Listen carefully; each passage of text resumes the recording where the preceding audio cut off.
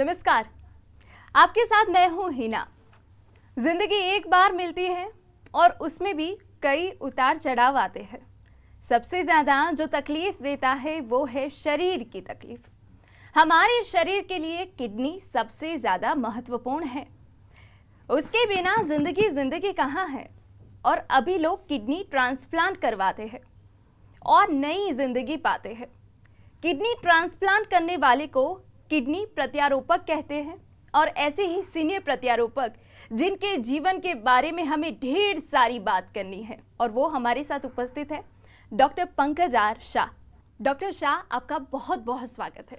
Thanks, Hina ji, for your kind words, and I will be very happy to share the secrets of my life. बिल्कुल। Doctor Shah एक ऐसे doctor है जिन्होंने कभी गरीब अमीर में भेदभाव नहीं किया है। उन्हें 40 साल से भी ज़्यादा इस फील्ड में हो चुके हैं। उन्होंने ना दिन देखा ना रात देखी और लोगों की सेवा की है। उनके बारे में कुछ जानते हैं। डॉक्टर शाह की निगरानी में अब तक 6,500 से भी ज़्यादा किडनी ट्रांसप्लांट की जा चुकी है और लोगों को नया जीवन दिया है। आपको बता दें कि डॉक्टर शाह के पास आने वाले मरीज ज़्यादातर गरीब परिवार से आते हैं। उन्होंने कभी भेदभाव नहीं किया। डॉक्टर शाह के प्रोफेशनल करियर की अगर जो बात करें तो वो भूतपूर्व डीन रह चुके हैं गट्स में, यानी गुजरात यूनिवर्सिटी ट्रांसप्लांट साइंसेस। और आगे बात करें institute of kidney disease and research centre में भी वो डीन थे। इंस्टीट्यूट ऑफ ट्रांसप्लांट साइंसेस में भी डीन के तौर पर कार्यरत रह चुके हैं। साथ ही वो अभी शेल्बी मल्टी स्पेशलिटी हॉस्पिटल के हेड ऑफ डिपार्टमेंट नेफ्रोलॉजी में भी आरोग्य क्षेत्र पे बहुत अच्छा काम कर रहे हैं। उनके बारे में क्या बोलना, आज ही उनके जीवन में जो भी उतार चढ़ाव है, उन्होंने ये सिद्धि कहाँ से प्राप्त की, उनके बारे में उनसे ही जानते हैं कि आखिर में जो उनकी किताब प्रकाशित हुई है उनमें किन बातों को उन्हें सबसे ज़्यादा महत्वपूर्ण दिया है। आज उसी पे बात करनी है। डॉक्टर शाह, आज बहुत गर्व महसूस होता है आपके जैसे डॉक्टर के साथ ये पूरा इंटरव्यू करना, क्योंकि आपने सबसे ज़्यादा बात अपनी किताब में ये कही है कि मैंने कभी भेदभाव नहीं किया गरीब और अमीर में। साथ ही आपकी जो किताब है उनमें आपने नाम दिया है जज्बा-ए ज़िंदगी। आप बताइए जज्बा-ए ज़िंदगी क्या है? हिना जी, जज्बा एक बहुत नाजुक उर्दू वर्ड है और उसको अगर रफली कहें तो we can say sentiments of life. और मैंने ये किताब में मेरे ज़िंदगी के जो जज्बात थे, जो सेंटिमेंट्स थे, उनको दिखाने की, उनको समझाने की, उनको बताने की कोशिश की है।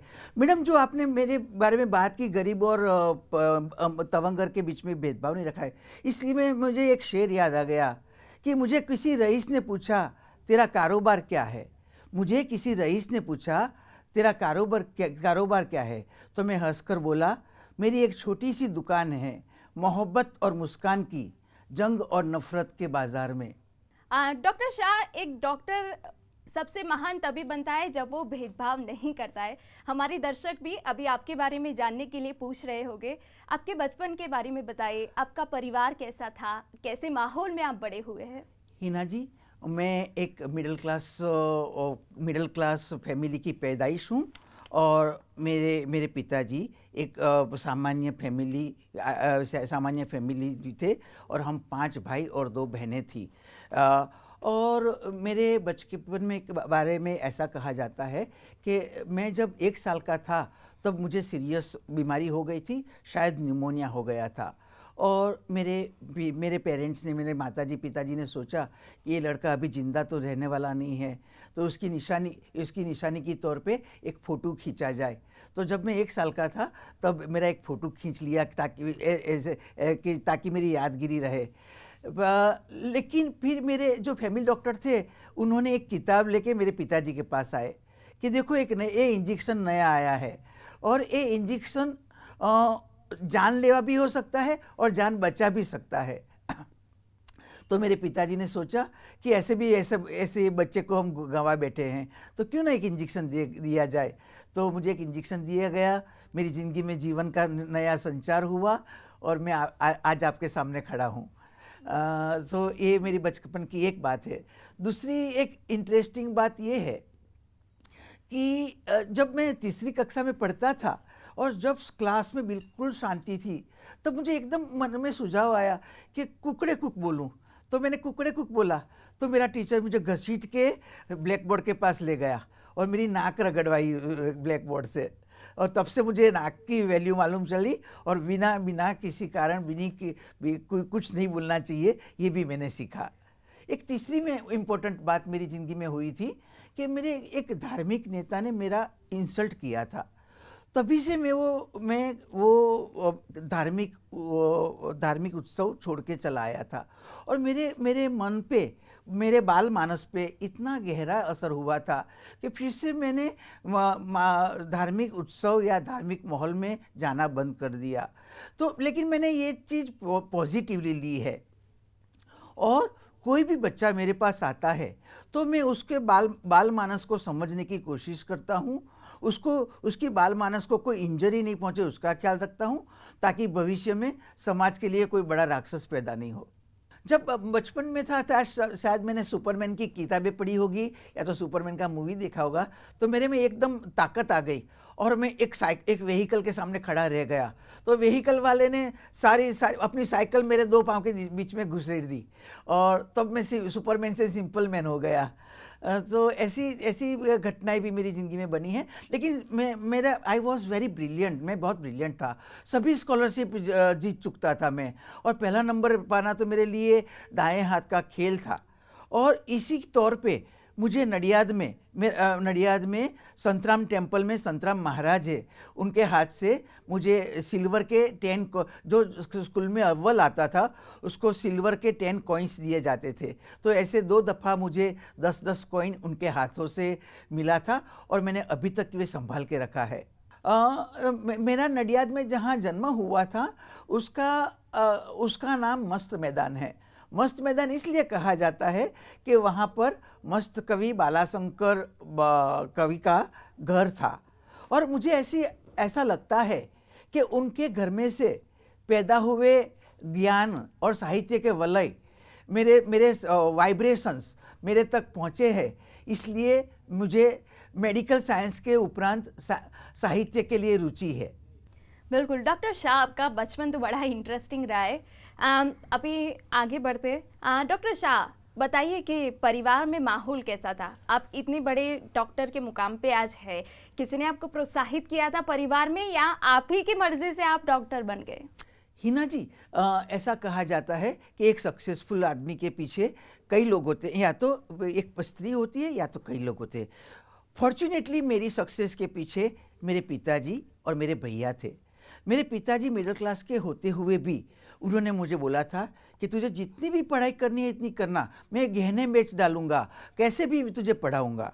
और बाद में मेरे बड़े भैया प्रोफेसर KR शाह ने जिम्मेदारी ले ली अपने सर पे, और मुझे कॉलेज की पढ़ाई में, मेडिकल की पढ़ाई में कोई भी समस्या नहीं हो ऐसा उन्होंने माहौल रखा और आर्थिक सहायता करते रहे। He was a simple professor, but लेकिन मुझे कभी भी ऐसा महसूस नहीं होने दिया कि पैसे की वजह से मेरा काम रुका है। डॉक्टर शाह, ये मान लेते हैं कि आपके पिताजी और आपके बड़े भैया का हाथ है आपको इस मुकाम पर पहुंचाने के लिए। डॉक्टर शाह, आगे बताइए, आपका अभ्यास कहाँ से हुआ, कैसे हुआ? हाँ हिना जी, पहले मेरा माध्यमिक शिक्षण मेरा प्राइमरी शिक्षण संतराम मंदिर में हुआ था। संतराम मंदिर की साला थी, वहाँ हुआ था। मेरा माध्यमिक शिक्षण DP देसाई हाई स्कूल में हुआ था। बाद में कॉलेज में आया तो 6 महीने तक मैंने नडियाद की साइंस कॉलेज में अभ्यास किया था। लेकिन मुझे फिर महसूस हुआ कि मुझे डॉक्टर बनना है, तो फिर मुझे लूणावाड़ा जो पंचमहाल डिस्ट्रिक्ट में या अरावली डिस्ट्रिक्ट में आया हुआ है, वहाँ जाना पड़ेगा, जहाँ मेरा भैया भौतिक शास्त्र फिजिक्स के प्रोफेसर थे। मैं वहाँ चला गया, बहुत कड़ी मेहनत की, सभी का सहकार मिला और मुझे इजीली मेडिकल में एडमिशन मिल गया। मैं मेरी कॉलेज की लाइफ में पढ़ाई में इतना मशगूल रहता था कि रोमांस का शायद ही कोई चांस मिला था। फिर भी मैं इतना ज़रूर कहूँगा कि तुमको रुस्वा न किया, हम भी पशेमान हुए, इस तरह इश्क की रस्म को निभाया मैंने। बिल्कुल डॉक्टर शाह, आप तो डॉक्टर होने के साथ साथ शायर भी हैं, ये बहुत अच्छी बात है। आगे बढ़ते हैं। आपकी ये जज्बाए ज़िंदगी जो किताब है उसमें आपने कहा है कि मानव सेवा के आगे पैसा कुछ नहीं है। ये सोच आपने कहाँ से पाई, क्योंकि अभी ये सोच नहीं देखने को मिलती है। हाँ हाँ, उसका मुझे दुख भी है कि ये सोच इजीली देखने के में हर एक आदमी में दिखने की नहीं मिलती है। उसके पीछे में दो लोग थे जिन्होंने मेरे में ये सुझाव या तो ये डाला, कॉन्सेप्ट डाला। एक थे doctor HL. Trivedi. Doctor HL. Trivedi, मैं जब एमडी होके बाहर निकला तो मुझे एक साल की अनुभव की ज़रूरत थी। तो मैंने सोचा कि क्यों ना डॉक्टर त्रिवेदी, एच.एल. त्रिवेदी के साथ काम कर लूँ। लेकिन डॉक्टर त्रिवेदी का व्यक्तित्व और उनकी आँखों में इतना चुंबकत्व था, इतना मैग्नेटिज्म था कि मैं सदा के लिए उनका शिष्य बन के रह गया और नेफ्रोलॉजिस्ट बना। और अभी मैंने 40 साल मेरे पूरे हुए नेफ्रोलॉजी के प्रैक्टिस में। उन्होंने मुझे सिखाया कि पैसा तो कुछ नहीं है। अगर मानव सेवा करोगे तो डॉक्टर बने हैं, ज़रूरत के मुताबिक तो पैसा मिलता ही रहेगा, लेकिन मानव सेवा करोगे और उन लोगों की दुआएं लोगे तो उनकी दुआओं से तुम ज़िंदगी में तुम्हें बहुत शांति और बहुत सुख चैन मिलेगा। ऐसी मैं एक आपको स्टोरी भी सुनाना चाहूँगा कि जब एक पेशेंट था जिसको ल्यूपस नेफ्राइटिस नाम की बीमारी थी और उसको इसकी वजह से, ये बीमारी की वजह से वो प्रेग्नेंट नहीं हो पाती थी, और अगर प्रेग्नेंट होती थी तो उसको डिफॉर्मिटी वाला चाइल्ड पैदा होता था। वो बहुत गरीब थे, उसका हस्बैंड रिक्शा चलाता था। तो वो मेरे पास आए, मैंने उनकी सेवा की और उनको सक्सेसफुल प्रेगनेंसी हुई। तो वो मोमेडियन होते हुए भी उन्होंने अपने बच्चे का नाम पंकज खान रखा। और मेरे लिए ये इससे बड़ी देन क्या हो सकती है कि जो अपना दायित्व दिखाने के लिए अपने बेटे का नाम, मुस्लिम बेटे का नाम पंकज खान रखते हैं। बिल्कुल डॉक्टर शाह। डॉक्टर शाह, जब आपके जीवन के बारे में बात कर रहे हैं तो लोगों को ये भी जानने में बहुत रस होगा कि डॉक्टर शाह जो डॉक्टर के तौर पे तो मानव सेवा ही चाहते हैं, वो पर्सनल लाइफ के में कैसे, आपको क्या पसंद है? मैं एक तो बहुत आस्तिक आदमी हूँ और मैं मेरी माताजी में बहुत श्रद्धा रखता हूँ, और मैं जानता हूँ कि मेरी नस नस में माताजी का पड़ाव है। और दूसरा, मेरा जो एक्स्ट्रा करिकुलर एक्टिविटी है या तो मेरा एक शौक़ है, वो शेरो शायरी का शौक़ है। और मैं मेरी ज़िंदगी में शेरो शायरी करके, मेरे पेशेंटों के साथ शेरो शायरी करके, मेरे दोस्तों के साथ शेरो शायरी करके मुझे बहुत अच्छा लगता है। मैं एक शेर आपको भी सुनाना चाहूँगा कि मैं अपनों को ढूंढने चला तो मुझे फरिश्ते मिल गए, जैसे कि आप मुझे मिल गए। बिल्कुल डॉक्टर शाह, ये तो लगता है कि शायरी से आपका जीवन बड़ा ही रंगीन हो जाता है और उसी के कारण आप ज़्यादा खुश रहते हैं। आगे बात करते हैं। मानव सेवा के आगे पैसे कुछ नहीं है, यही सोच के कारण आपको बहुत सारे अवार्ड मिले हैं। बताइए ना, आपको कौन कौन से अवार्ड से अभी तक सम्मानित किया गया है? हाँ मैडम, हिना जी, इसके पहले मैं मेरी पत्नी के बारे में कहना चाहूँगा कि मेरी पत्नी इतनी सरल है कि उसको कोई वो पैसे के लिए कभी उसने डिमांड नहीं की, क्रेज़ नहीं किया। और मेरे चिल्ड्रन, मेरी 2 बेटियाँ और बेटा, ये भी इतने सिंपल है और उनको ऐसा कभी नहीं लगा कि मैं डॉक्टर सुपर स्पेशलिस्ट होते हुए भी ज़्यादा पैसे नहीं कमाता हूँ तो मैंने उन लोगों को अन्याय किया है, ऐसा नहीं हुआ। तो मैं उन लोगों के लिए बहुत आभारी हूँ। और मेरे रिलेटिव्स ने भी मैं जैसा भी हूँ, जो भी हूँ, इस तरह से मुझे एक्सेप्ट कर लिया है। अब मैडम, रिगार्डिंग माय अवार्ड्स, मुझे जैसे मैंने आपको बताया कि सबसे पहले संतराम टेम्पल के संतराम महाराज के द्वारा मुझे सिल्वर कॉइन्स मिले थे जब when I was a child. उसके बाद मुझे ट्रांसप्लांटेशन की उत्कृष्ट सेवा के लिए मुझे गोल्ड मेडल मिला था, विजी मावलंकर गोल्ड मेडल मिला गया था, और वो तत्कालीन चीफ मिनिस्टर के हाथ से दिया गया था। इसके अलावा मैं किडनी का डॉक्टर तो हूँ ही, लेकिन किडनी का प्रोफेसर भी हूँ। तो मेरे हाथ के नीचे लगभग 100 से 125 डॉक्टर तैयार हुए हैं।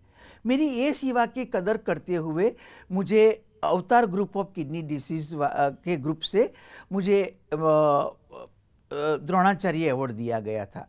इसके अलावा कोई एक अपने स्टूडेंट के साथ कोई इस रिसर्च पेपर बनाते हैं तो इसके लिए द ट्रांसप्लांट सोसाइटी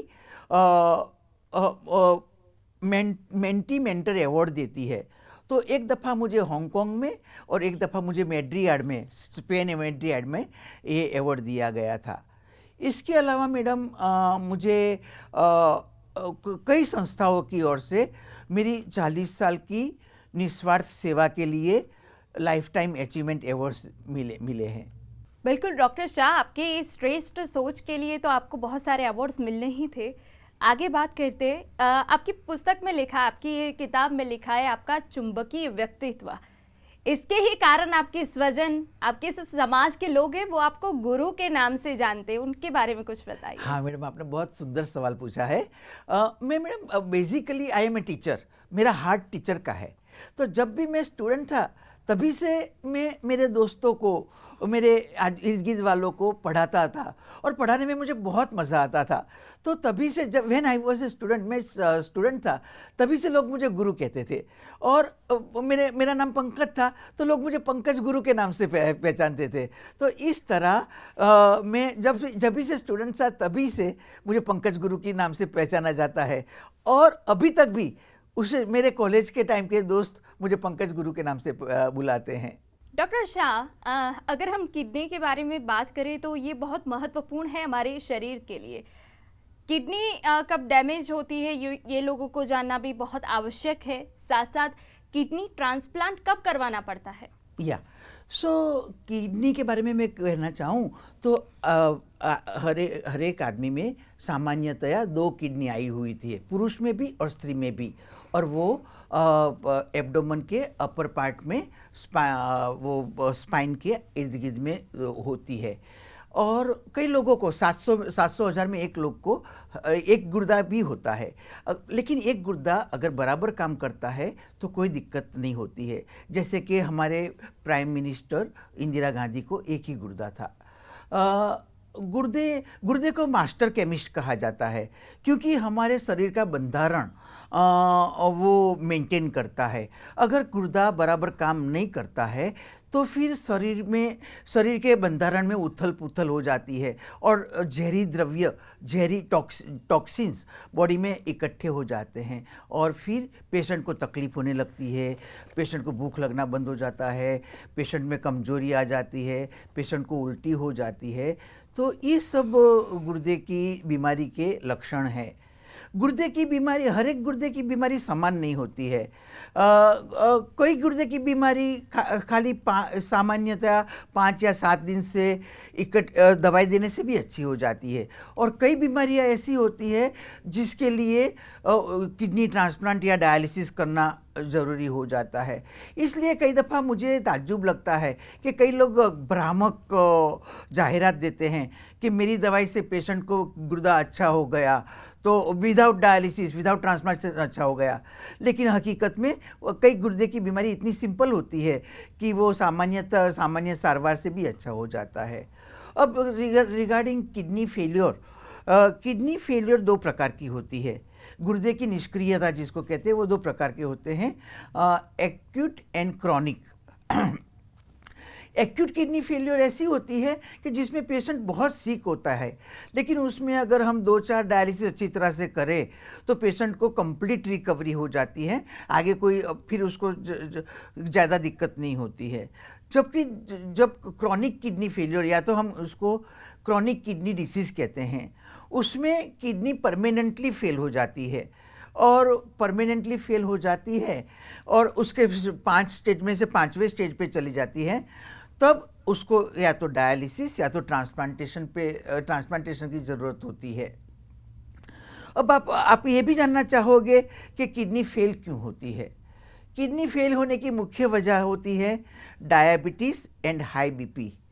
इसके अलावा हमारे भारत में टीबी की बीमारी है तो टीबी की वजह से, या पथरी की बीमारी जो स्टोन की बीमारी है उसकी वजह से भी गुर्दा फेल हो सकता है। कई दफ़ा जन्मजात बीमारियां होती है जिसकी वजह से भी गुर्दा फेल हो सकता है। अब एक पेशेंट का गुर्दा फेल हुआ तो मेरे पास दो ही रास्ते बचे डॉक्टर के पास या पेशेंट के लिए। या तो उसको लाइफ टाइम डायलिसिस किया जाए, डायलिसिस एटलीस्ट सप्ताह में 2 करने पड़ते हैं, या तो फिर गुर्दे का प्रत्यारोपण किया जाए, किडनी ट्रांसप्लांट किया जाए। किडनी ट्रांसप्लांट के लिए कोई गुर्दे की ज़रूरत पड़ती है, या तो वो गुर्दा रिलेटिव ले सकता है, या तो कोई एक्सीडेंट वाले केस में जिसको हम ब्रेन डेड पेशेंट होते हैं, ऐसे पेशेंट में से गुर्दे लिए जाते हैं, हार्ट लिया जाता है, लंग्स लिए जाते हैं, लीवर लिया जाता है, पेनक्रियास लिया जाता है, आंखें ली जाती हैं, और ऐसे कम से कम 8 लोगों को हम नई ज़िंदगी दे सकते हैं। बिल्कुल डॉक्टर शाह, तो आपसे लोगों को नया जीवन तो ज़रूर ही मिला है। डॉक्टर शाह, आपकी लाइफ की फिलोसॉफी क्या है? मैडम, आपने बहुत इम्पोर्टेंट सवाल पूछा। मैंने ज़िंदगी में कभी पैसे को कभी भी महत्व नहीं दिया है। और दूसरा मुझे मैंने गुजराती में मेरी ऑटोबायोग्राफी लिखी है, उसका नाम रखा है संबंध पण उमेरो सारवार मां, और उसका इंग्लिश वर्जन किया है, उसका नाम रखा है कंसर्न विथ क्योर। मीन्स जब पेशेंट मेरे पास आता है तो वो पेशेंट नहीं रहता है, मेरा रिलेटिव बन जाता है। और जैसे रिलेटिव की सारवार की जाती है, जिसको विदाउट एनी एक्सपेक्टेशन और पूरे लगाव से सारवार करता हूँ, इसको ये मेरी ज़िंदगी की मैंने फ़िलोसॉफ़ी मानी है। और ये मुझे एक गुजराती शायरी पे से मुझे आइडिया आया था कि मात्र दवाथी अमारो रोग नहीं मटे, संबंध पण उमेरो जरा सारवार में। शायर आदम टंकारवी की शायरी है, और उसको मैंने मेरे जीवन का सूत्र बनाया है और जीवन की फिलॉसफी बनाई है। बिल्कुल डॉक्टर शाह, एक पेशेंट को वही तो चाहिए कि वो जब इलाज करवाने आते हैं तो सामने वाले डॉक्टर से उनको प्यार मिले। डॉक्टर शाह, आपकी किताब के बारे में बताइए, जज्बाए ज़िंदगी कैसे प्रकाशित हुई, उन्हें किस महत्वपूर्ण बाबत का आपने इसमें उल्लेख किया है, वो भी हमारे दर्शकों को ज़रूर बताइए। इसी में इसके 2 पोर्शन हैं मैडम। एक तो मेरी ज़िंदगी के बारे में है कि एक मिडिल क्लास का आदमी कैसे मुसीबतों को झेलते हुए, ब्रिलियंट होते हुए भी मुसीबतों को झेलते हुए कैसे आगे आता है, और उसमें उनको कितने लोगों का सहकार मिलता है, तभी एक अच्छा डॉक्टर बनता है। और भगवान की दया से मुझे ऐसे अच्छे लोग मिले, जैसे मैंने पहले बताया कि मैं अपनों को ढूंढने चला तो मुझे फरिश्ते मिल गए। तो ऐसे मुझे ऐसे लोग मिल गए, और इस तरह से मैं एक डॉक्टर बन सका।